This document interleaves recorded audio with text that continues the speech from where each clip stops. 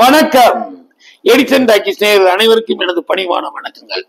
நம்ம இப்ப என்ன பார்க்க போறோம்னா ஹீட் 3. இது தெலுங்குல இருந்து மொழி மாற்றம் பண்ணி வந்திருக்காங்க. வால் போஸ்ட் சினிமா நிறுவனமும் யுனானிமஸ் புரொடக்ஷனும் இணைந்து தயாரிக்கப்பட்டிருக்கும் படம் தான் ஹீட் 3ங்க. கதையின் நாயகனாக நானி மற்றும் ஸ்ரீதா ரெட்டி, சமுத்திரகனி, ரவீந்திரநாத், அப்புறம் பாத்தீங்கன்னா ஸ்ரீநாத், நிறைய நட்சத்திரங்கள் நடிச்சிருக்காங்க. கிட்டத்தட்ட ரெட்ரோவும் இந்த படத்தோட கதையும் பாத்தீங்கன்னா ஒரு டைப்பான கதையா தான் இருக்கு. இது எங்க இருந்து இங்கிலீஷ் படத்துல இருந்து எடுத்தாங்களா எல்லான்னு தெரியல. நானி இந்த படத்துல போலீஸ் ஆபீசரா நடிச்சிருக்காரு. சிறப்பான முறையில சம்பவங்களை பண்றாருன்னே சொல்லணும்.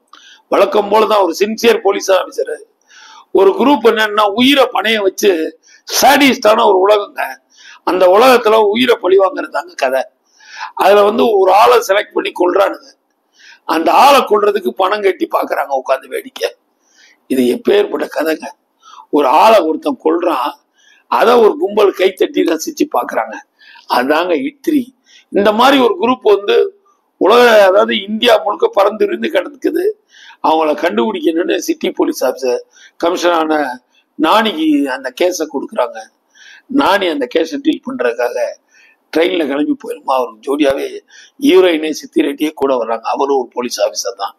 அது எண்டில் தான் தெரியுது. அவங்களுக்குள்ள ஒரு கெமிஸ்ட்ரி, ஹிஸ்டரி, பயாலஜி, பிசிக்ஸ் எல்லாமே நல்லாவே ஒர்க் அவுட் ஆயிருக்குங்க. சாங்ஸும் தெலுங்கு படங்களும் சொல்லவா வேணும். அதாவது ஸ்டைலைஸ் ஒன்று இயக்குனர் நல்லாவே பண்ணியிருக்காரு. ஸ்கிரீன் பிளே படத்துக்கு பஞ்சம்னே சொல்லக்கூடாது.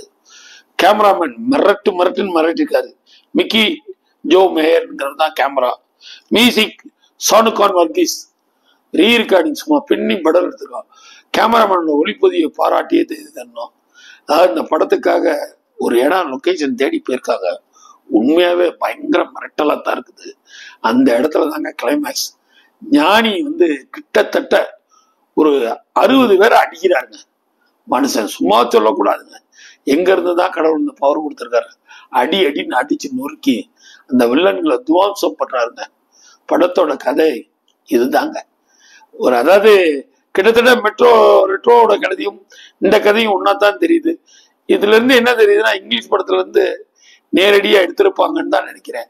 அவர் ஒரு ஸ்டைல்ல ஸ்கிரீன் பிளே, இவர் ஒரு ஸ்டைல்ல. மொத்தத்துல படத்தோட ஒளிப்பதிவும் பாத்தீங்கன்னா அட்டகாசமா இருக்கு. நானியோட நடிப்பு பயங்கர சபாஸ் புல்லா.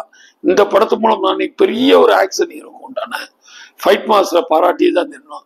ஃபைட் ஒவ்வொன்றும் சும்மா பம்பரமா இருக்குங்க. மொத்தத்தில் படம் ஹீட் 3 வாய்ப்பு நிறைய இருக்கிறது. தொடர்ந்து எங்க சேனலை பாருங்க, சப்ஸ்கிரைப் பண்ணுங்க, லைக் பண்ணுங்க, ஷேர் பண்ணுங்க. உங்களால் நான், உங்களுக்காக நான்.